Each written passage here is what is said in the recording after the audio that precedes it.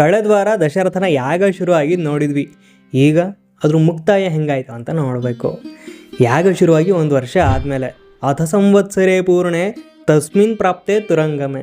ದಶರಥ ಕಟ್ಟು ಬಿಚ್ಚಿದ್ದ ಕುದುರೆ ಎಲ್ಲ ಕಡೆ ತಿರುಗಾಡ್ಕೊಂಡು ಬಂತು. ಯಾರು ಆ ಕುದುರೆನ ಕಟ್ಟು ಹಾಕಲಿಲ್ಲ.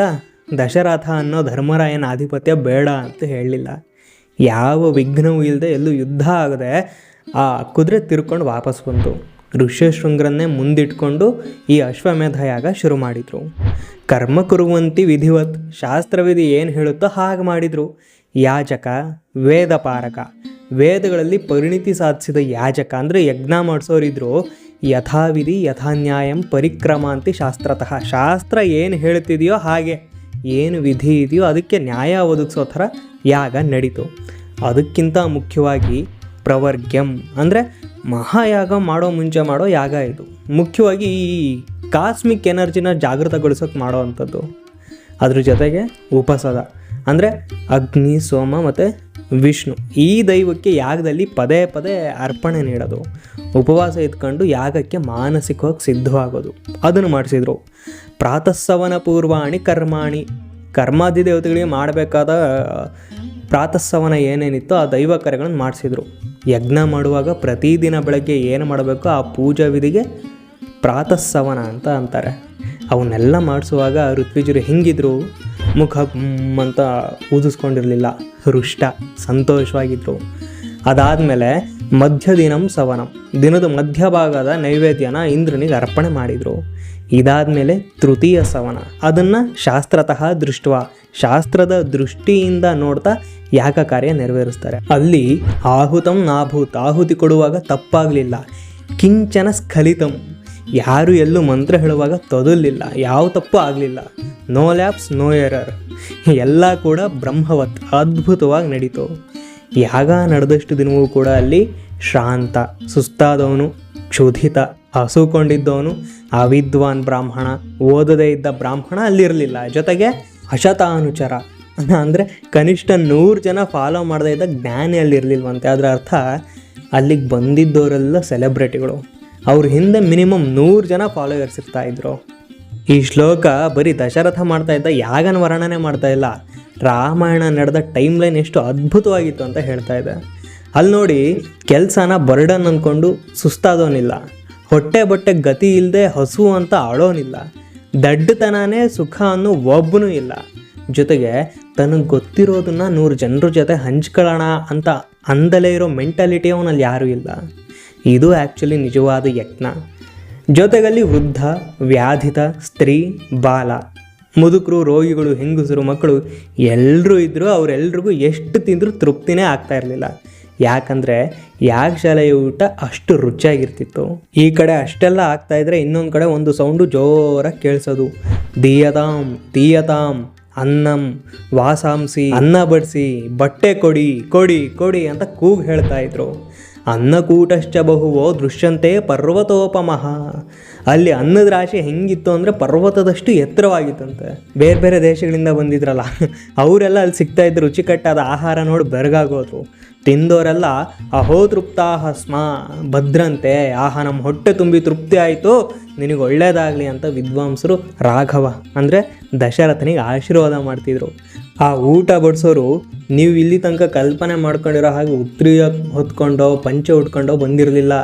ಸ್ವಲಂಕೃತ ಪುರುಷ, ತುಂಬ ಚೆನ್ನಾಗಿ ಡ್ರೆಸ್ ಮಾಡ್ಕೊಂಡಿದ್ರು, ಅಲಂಕಾರ ಮಾಡ್ಕೊಂಡಿದ್ರು. ಅವ್ರಿಗೆ ಸಹಾಯ ಮಾಡ್ತಿದ್ದವರು ಅವರು ಒಳ್ಳೊಳ್ಳೆ ಆಭರಣ ಹಾಕ್ಕೊಂಡಿದ್ರು. Service to the wise is service to the divine ಅಂತ ಒಂದು ಮಾತಿದೆ. ಮೋಸ್ಟ್ಲಿ ಅದು ನೀವು ಸೀರಿಯಸ್ಸಾಗಿ ತಗೊಂಡಿದ್ರು ಅನಿಸುತ್ತೆ. ಹಾಗಾಗಿನೇ ಅಡುಗೆ ಬಡಿಸೋ ಕೆಲಸಕ್ಕೂ ಬಂದಿದ್ದಾರೆ. ಅಷ್ಟೇ ಅಲ್ಲ, ಈ ಯಾಗ ಅನ್ನೋದು ಬರೀ ದೈವ ಕಾರ್ಯವಾಗಿ ಮಾತ್ರ ಉಳಿದಿರಲಿಲ್ಲ.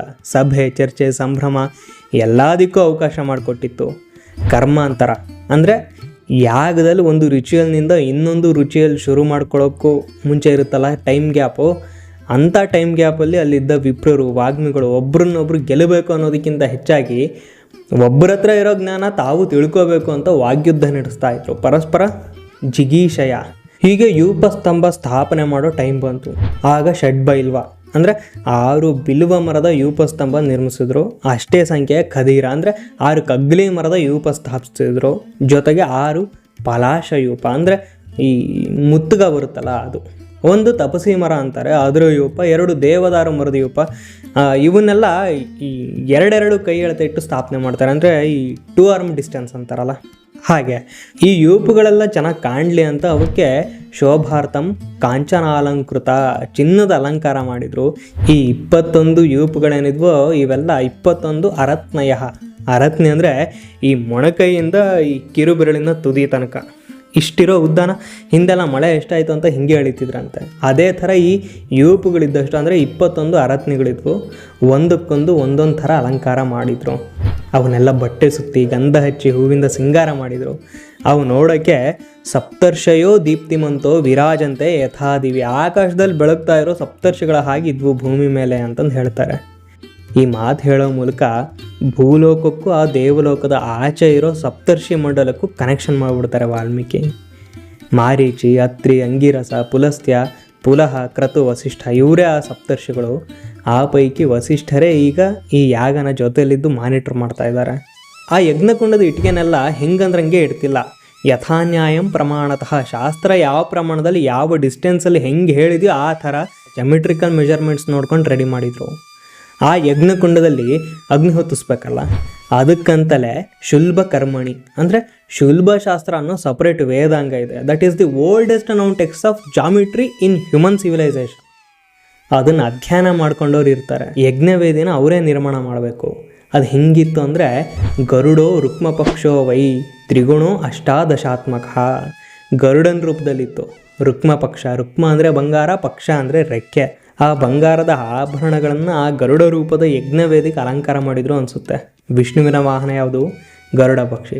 ಗರುಡ ಅಂದರೆ ಸಾಕು, ಅದ್ರ ಸ್ಪೀಡು, ತೀಕ್ಷ್ಣ ದೃಷ್ಟಿ ನೆನಪಾಗುತ್ತೆ. ಜೊತೆಗೆ ಕ್ಷಣಾರ್ಧದಲ್ಲಿ ಭೂಮಿಯಿಂದ ಆಕಾಶಕ್ಕೆ ನೆಗೆಯುತ್ತೆ. ಆಧ್ಯಾತ್ಮ ದೃಷ್ಟಿಯಲ್ಲಿ ನೋಡೋದಾದರೆ ಲೌಕಿಕದಿಂದ ಪಾರಮಾರ್ಥಿಕದ ಕಡೆ ವೇಗವಾಗಿ ಸಾಗುತ್ತೆ. ಇಲ್ಲ ಅದರದೇ ಶೇಪಲ್ಲಿ ಯಜ್ಞವೇದಿ ನಿರ್ಮಾಣ ಆಗ್ತಾಯಿದೆ. ಇದ್ರ ಹಿಂದೆ ಗರುಡನಷ್ಟೇ ವೇಗವಾಗಿ ಆ ಯಜ್ಞದ ಹವಿಸ್ಸು ಭಗವಂತನಿಗೆ ಅರ್ಪಣೆ ಆಗಲಿ ಅನ್ನೋ ಆಶೆ ಇರ್ಬೋದು.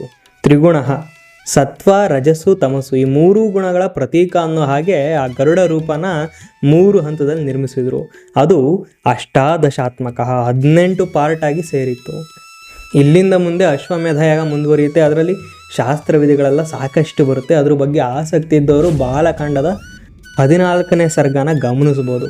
ಈ ಯಾಗ ಎಲ್ಲ ಆದಮೇಲೆ ದಶರಥ ಮತ್ತೆ ಋಷ್ಯಶೃಂಗರ ಹತ್ರ ಹೋಗ್ತಾನೆ. ಹೋಗಿ ಕುಲಸ್ಯವರ್ಧನಂ ತ್ವಂತು ಕರ್ತುಮರ್ಹಸಿ ಸುವ್ರತ, ಸಂತಾನವಾಗೋ ಹಾಗೆ ಆಶೀರ್ವಾದ ಮಾಡಿ ಅಂತ ಕೇಳ್ಕೊಳ್ತಾನೆ. ಅದಕ್ಕೆ ಋಷ್ಯಶೃಂಗರು ನಿನಗೆ 4 ಜನ ಮಕ್ಕಳಾಗ್ತಾರೆ, ಯೋಚನೆ ಮಾಡಬೇಡ ಅಂತ ವರ ಕೊಡ್ತಾರೆ. ಅಷ್ಟೇ ಅಲ್ಲ, ಧ್ಯಾತ್ವ ಲಬ್ಧ ಸಂಜ್ಞಾ, ಏನನ್ನೋ ಧ್ಯಾನ ಮಾಡೋ ಥರ ನೆನಪು ಮಾಡ್ಕೊಳ್ತಾರೆ. ಇಷ್ಟಿಂತೆ ಅಹಂ ಕರಿಷ್ಯಾಮಿ ಪುತ್ರೀಯಂ ಪುತ್ರ ಕಾರಣಾತ್. ಅಥರ್ವ ಶೀರ್ಷದಲ್ಲಿ ಒಂದು ಯಾಗ ಇದೆ, ಅದನ್ನು ಮಾಡಿದರೆ 100% ಫಲ ಸಿಕ್ಕೇ ಸಿಗುತ್ತೆ. ಅದೇ ಪುತ್ರ ಕಾಮೇಷ್ಟಿ, ಅದನ್ನು ನಾನು ಮಾಡಿಸ್ತೀನಿ ಅಂತಾರೆ. ಯಥಾವಿಧಿ ಯಾಗ ಶುರು ಮಾಡ್ತಾರೆ. ಈ ಯಾಗದಲ್ಲಿ ಆಹುತಿಯಾದ ಪ್ರತಿ ಹವಿಸನ್ನು ದೇವಗಂಧರ್ವರು, ಸಿದ್ಧರು, ಋಷಿಗಳು ಅವರವರು ಪಾಲನ್ನು ಸ್ವೀಕಾರ ಮಾಡ್ತಾರೆ. ನೋಡಿ, ದೇವಗಾಂಧರ್ವರು ಅಂದರೆ ಸ್ವರ್ಗದಲ್ಲಿರ್ತಾರೆ, ಸಿದ್ಧ ಪುರುಷರು ಭೂಮಿ ಮೇಲಿರ್ತಾರೆ, ಋಷಿಗಳು ದೇವಲೋಕ ಸ್ವರ್ಗಲೋಕದ ಆಚೆ ಇರ್ತಾರೆ. ಅದರ ಅರ್ಥ 3 ಲೋಕಕ್ಕೂ ಕೂಡ ಈ ಯಾಗದ ಫಲ ತಲುಪ್ತು. ಅದನ್ನು ದೇವತೆಗಳು ಏನು ಮಾಡಿದರು? ಭಾಗ ಪ್ರತಿಗ್ರಹ, ನಮಗೆ ಪಾಲಬೇಕು ಅಂತ ಡಿಮ್ಯಾಂಡ್ ಮಾಡಲಿಲ್ಲ, ಬಂದ ಭಾಗನ ಸ್ವೀಕಾರ ಮಾಡಿದರು. ಹಂಗೆ ಸ್ವೀಕಾರ ಮಾಡೋದು ಬಿಟ್ಟರೆ ಬೇರೆ ದಾರಿನ ದೇವತೆಗಳಿಗೆ. ಇಲ್ಲಿ ಈ ಕಡೆ ಹಿಂಗೆ ಯಾಗ ಮಾಡ್ತಾಯಿದ್ರೆ ಅಲ್ಲಿ ಆ ಕಡೆ ಆಕಾಶದಲ್ಲಿ ಎಲ್ಲ ದೇವತೆಗಳು ಒಟ್ಟಾಗಿ ಬ್ರಹ್ಮನ ಮುಂದೆ ಹೋಗಿ ನಿಂತರು. ಅವ್ರು ಯಾಕೆ ಹೋದರು, ಅದರಿಂದ ಏನಾಯಿತು ಅನ್ನೋದನ್ನು ಮುಂದಿನ ಎಪಿಸೋಡ್ಗಳಲ್ಲಿ ಮುಂದಿನ ಸೀಸನ್ಗಳಲ್ಲಿ ನೋಡೋಣ. ಈಗ ಈ ಯಾಗ ಫಲ ಹೇಗೆ ದಕ್ತು ಅಂತ ನೋಡೋಣ. ದಶರಥ ಪುತ್ರಕಾಮೇಷ್ಟಿ ಯಾಗ ಮುಗಿಸ್ತಿದ್ದ ಹಾಗೇನೆ ಆ ಯಜ್ಞದ ಅಗ್ನಿ ಇತ್ತಲ್ಲ, ಅದರಿಂದ ಒಂದು ಅದ್ಭುತ ಆಕೃತಿ ಎದ್ದು ಬಂತು. ಅದು ಹೆಂಗಿತ್ತು ಅಂದರೆ ಅತುಲ ಪ್ರಭಂ, ಫಳಫಳ ಹೊಳೆಯುತ್ತಿತ್ತು. ಮಹಾದ್ಭುತಂ ಮಹಾವೀರ್ಯಂ ಮಹಾಬಲಂ ಕೃಷ್ಣಂ ರಕ್ತಾಂಬರಧರಂ, ಕಪ್ಪು ಕೆಂಪು ಬಣ್ಣದ ಬಟ್ಟೆ ತೊಟ್ಟಿತ್ತು. ಶೈಲ ಶೃಂಗ ಸಮತ್ಸೇಥಂ, ಪರ್ವತದಂಥ ಆಕೃತಿ. ದೃಪ್ತ ಶಾರ್ದೂಲ ವಿಕ್ರಮಂ, ಹುಲಿ ಅಂತ ಗಾಂಭೀರ್ಯ ಇತ್ತು. ಅದರ ಕೈಲೊಂದು ಪಾತ್ರೆ, ಆ ಪಾತ್ರೆ ತುಂಬ ದಿವ್ಯ ಪಾಯಸ. ಅದನ್ನು ತಂದಿದ್ಯಾರು? ಅಗ್ನಿರೂಪಿ ಯಜ್ಞಪುರುಷ. ಅಗ್ನಿ ಅಂದರೆ ದೇವತೆಗಳ ಬಾಯಿ ಇದ್ದಂಗೆ. ನೀವು ಆ ಯಾಗದ ಅಗ್ನಿಲಿ ಏನೇ ಹಾಕಿದರೂ ಅದರ ಸತ್ವ ದೇವತೆಗಳನ್ನು ತಲುಪುತ್ತೆ. ಹಂಗೆ ತಲುಪಿಸೋ ದೇವತೆ ಈ ಅಗ್ನಿ. ಇಲ್ಲಿಂದ ತಗೊಂಡು ಹೋಗೋದು ಅವನೇ ಅಂದರೆ ಅಲ್ಲಿಂದ ತಗೊಂಡು ಬರೋ ಕೆಲಸನೂ ಅವನೇ ಮಾಡಬೇಕು ತಾನೆ. ಈಗ ಅದನ್ನು ಮಾಡ್ತಾ ಇದ್ದಾನೆ. ಕೈಲಿ ದಿವ್ಯ ಪಾಯಸ ತುಂಬಿರೋ ಪಾತ್ರೆ ತೊಗೊಂಡು ಬಂದಿದ್ದಾನೆ. ನಿಮ್ಗೊಂದು ಕತೆ ಗೊತ್ತಿದೆ ಅನ್ಕೋತೀನಿ. ಈ ಗರುಡ ತನ್ನ ತಾಯಿಯ ದಾಸ್ಯ ಬಿಡಿಸೋಕೆ ಇಂದ್ರಲೋಕದಿಂದ ಅಮೃತ ತೊಗೊಂಡು ಬರ್ತಾನೆ. ಇಲ್ಲಿ ನಾವು ಆಗಲೇ ನೋಡಿದ್ವಿ, ಇವರು ಎಂಥ ಯಾಗವೇದಿ ನಿರ್ಮಾಣ ಮಾಡಿದ್ದಾರೆ, ಗರುಡನ ಆಕಾರದ್ದು. ಅವತ್ತು ಆ ಗರುಡನಿಂದ ಅಮೃತ ಸಿಕ್ಕಿತ್ತು. ಇವತ್ತು ಈ ಯಾಗ ಗರುಡದಿಂದ ಅಮೃತಕ್ಕೆ ಸಮಾನವಾದ ಪಾಯಸ ಸಿಗ್ತಾ ಇದೆ. ಅದನ್ನು ತಗೊಂಡು ಬಂದಿರೋ ಯಾಗ ಪುರುಷ ದಶರಥನಿಗೆ ಹೇಳ್ತಾನೆ, ನನ್ನನ್ನು ಇಲ್ಲಿಗೆ ಪ್ರಜಾಪತಿ ಅಂದರೆ ಬ್ರಹ್ಮ ಕಳಿಸಿದಾನೆ. ಅರ್ಚಯತಾ ದೇವತಾಂ ಇದಂತ್ವಯ ಪ್ರಾಪ್ತಂ. ನಿನಗೆ ದೇವ್ರ ಪೂಜೆ ಮಾಡ್ದೆ ತಾನೆ, ಅದ್ರ ಫಲ ಇದು. ಇದನ್ನು ಕೊಟ್ಟು ಕಳಿಸ್ಯಾನ ಬ್ರಹ್ಮ. ಇದೇನು ಗೊತ್ತಾ? ಪಾಯಸಂ ದೇವನಿರ್ಮಿತಂ. ದೇವರುಗಳೇ ಸ್ಪೆಷಲಾಗಿ ಪ್ರಿಪೇರ್ ಮಾಡಿರೋ ಪಾಯಸ ಇದು. ಪ್ರಜಾಕರಂ ಆರೋಗ್ಯ ವರ್ಧನಂ. ಇದನ್ನು ತಗೋ ನಿನ್ನ ಹೆಂಡ್ತಿರ್ಗೂ ಕೊಡು ಅಂತ ಕೊಡ್ತಾನೆ. ಆ ಬಂಗಾರದ ಪಾತ್ರನ ದಶರಥ ಪ್ರೀತಿಯಿಂದ ಇಸ್ಕೊತಾನೆ. ಆ ಯಾಗ ಪುರುಷನಿಗೆ ಪ್ರದಕ್ಷಿಣಂ ಅಭಿವಾದ್ಯ, ಸುತ್ತ ಪ್ರದಕ್ಷಿಣೆ ಹಾಕಿ ನಮಸ್ಕಾರ ಮಾಡ್ತಾನೆ. ಅದನ್ನು ವರ್ಣಿಸೋಕೆ ವಾಲ್ಮೀಕಿ ಎಂಥ ಹೋಲಿಕೆ ಕೊಡ್ತಾರೆ ಅಂದರೆ, ಅದು ಬಂಗಾರದ ಪಾತ್ರ. ಅದನ್ನು ದಶರಥ ಹಿಂಗೆ ಇಟ್ಕೊಂಡಿದ್ದ ಅಂದರೆ, ಬಭುವ ಪರಮ ಪ್ರೀತಃ ಪ್ರಾಪ್ಯ ವಿತ್ತಂ ಇವ ಅಧನಃ. ಅಧನ ಅಂದರೆ ದುಡ್ಡಿಲ್ದವನು ಅಂತ. ದುಡ್ಡಿಲ್ದವನು ಸಂಪತ್ತು ಸಿಕ್ಕಾಗ ಹಿಂಗೆ ಸಂಭ್ರಮಿಸ್ತಾನ, ಹಾಗೆ ಪರಮ ಪ್ರೀತಃ ಖುಷಿ ಪಡ್ತಾ ಇದ್ದಾನೆ ದಶರಥ. ಎಂಥ ಕಲ್ಪನೆ ನೋಡಿ, ದಶರಥನೇ ಬಡವ ಆಗೋದ ಈ ಕವಿ ಕಲ್ಪನೆಯಿಂದ. ಇದರ ಅರ್ಥ ಇಷ್ಟೇ, ನಮ್ಮ ಹತ್ರ ಇರೋ ಸಂಪತ್ತು, ಆಸ್ತಿ, ಐಶ್ವರ್ಯ ಇದರಿಂದ ನಮ್ಮ ಶ್ರೀಮಂತಿಕೆ ಹೆಚ್ಚಲ್ಲ, ಅದಿಲ್ಲ ಅಂತ ಕಮ್ಮಿನೂ ಆಗಲ್ಲ. ಯಾವಾಗ ನಾವು ಈಗಿರೋದೇ ಸಾಕು ಅಂತೀವೋ ಆಗ ಆ ಕ್ಷಣ ಶ್ರೀಮಂತಿಕೆ ಬಂದ್ಬಿಡುತ್ತೆ. ಅದಿಲ್ಲ ಇದಿಲ್ಲ ಅಂತ ಕೊರಗೋ ತನಕ ಬಡತನ ಬಿಡದೆ ಕಾಡುತ್ತೆ. ಅಂತೂ ಆ ಪಾಯಸ ಕೊಟ್ಟ ಆಕೃತಿ ಮಾಯವಾಗುತ್ತೆ. ಆ ಬಟ್ಲು ತಗೊಂಡ ದಶರಥ ಫಸ್ಟು ಕೌಸಲ್ಯ ಹತ್ರಕ್ಕೆ ಹೋಗ್ತಾನೆ. ಈ ಪಾಯಸ ಕೊಡಿ, ಇದರಿಂದ ನಿನಗೆ ಸಂತಾನ ಆಗುತ್ತೆ ಅಂತಾನೆ. ನೋಡಿ, ಈ ಯಾಗದಲ್ಲಿ ಪ್ರಮುಖ ಪಾತ್ರ ವಹಿಸೋದು ಕೌಸಲ್ಯ ಮಾತ್ರ. ಯಾಕಂದರೆ ಅವಳು ಮೊದಲನೇ ಹೆಂಡತಿ, ಧರ್ಮಪತ್ನಿ. ದಶರಥನಿಗೆ 3 ಜನ ಹೆಂಡತಿರು. ಆ ಪೈಕಿ ಕೈಕೇಯಿ ಮೇಲೆ ಪ್ರೀತಿ ಜಾಸ್ತಿ ಇತ್ತು. ಆದರೂ ಧರ್ಮ ಕಾರ್ಯ ಮಾಡಬೇಕು ಅಂದರೆ ಮೊದಲನೇ ಹೆಂಡತಿ ಮಾತ್ರ ಜೊತೆಗಿರಬೇಕು, ಉಳಿದವರಲ್ಲ. ಹಾಗಾಗಿನೇ ಈ ಪಾಯಸನ ಮೊದಲು ಕೌಸಲ್ಯ ಕೊಟ್ಟ. ಅದಾದಮೇಲೆ ಏನು ಮಾಡ್ತಾನೆ ಅಂದರೆ, ಕೌಸಲ್ಯಗೆ ಅರ್ಧ ಬಟ್ಲು ಪಾಯಸ ಕೊಟ್ಟ, ಸುಮಿತ್ರೆಗೆ ಉಳಿದರ್ಧದಲ್ಲಿ ಅರ್ಧ ಪಾಲು ಕೊಟ್ಟ, ಅದರಲ್ಲಿ ಅರ್ಧ ಪಾಲನ್ನು ಕೈಕೇಯಿಗೆ ಕೊಟ್ಟ, ಇನ್ನೊಂದು ಅರ್ಧ ಉಳಿದಿತ್ತಲ್ಲ ಅದನ್ನು ಮತ್ತೆ ಸುಮಿತ್ರೆ ಕೊಟ್ಟ. ಮೊದಲಿಗೆ ಕೌಸಲ್ಯಗೆ 50%, ಆಮೇಲೆ ಸುಮಿತ್ರೆಗೆ 25%, ಕೈಕೇಯಿಗೆ ಅದರಲ್ಲಿ ಅರ್ಧ ಅಂದರೆ 12.5% ಕೊಟ್ಟ, ಇನ್ನೊಂದು 12.5% ಉಳಿದಿತ್ತಲ್ಲ ಅದನ್ನು ಮತ್ತೆ ಸುಮಿತ್ರೆಗೆ ಕೊಡ್ತಾನೆ. ಈ ಯಾಗ ಅದು ಸ್ವಲ್ಪ ದಿನಕ್ಕೆ 3 ರಾಣಿಯರು ಗರ್ಭಿಣರಾಗ್ತಾರೆ. ದಶರಥ ಪುತ್ರಾಗಮನದ ದಿನ ಯಾವಾಗ ಆಗುತ್ತೆ ಅಂತ ಕಾಯ್ತಾ ಕೂತ್ಕೋತಾನೆ. ಆದರೆ ನಾವು ಅವನ ಥರ ತುಂಬ ದಿನ ಕಾಯೋ ಅವಶ್ಯಕತೆ ಇಲ್ಲ. ಮುಂದಿನ ಭಾನುವಾರ ತನಕ ವೆಯ್ಟ್ ಮಾಡಿ ಸಾಕು. ಆ ಭಗವಂತನ ಭೂಮಿ ಕರೆಸ್ಕೋಣ. ನಾವು ಶುರು ಮಾಡಿರೋ ಈ ರಾಮಾಯಣ ಯಾಗದಲ್ಲಿ ಆ ರಾಮನ ಅವತಾರ ಮಾಡಿಸೋಣ. ನಿಮ್ಮ ಒಪಿನಿಯನ್ಗೋಸ್ಕರ ಕಾಯ್ತಲೇ ಇರ್ತೀನಿ. ಮತ್ತೆ ಸಿಗೋಣ. ನಮಸ್ಕಾರ.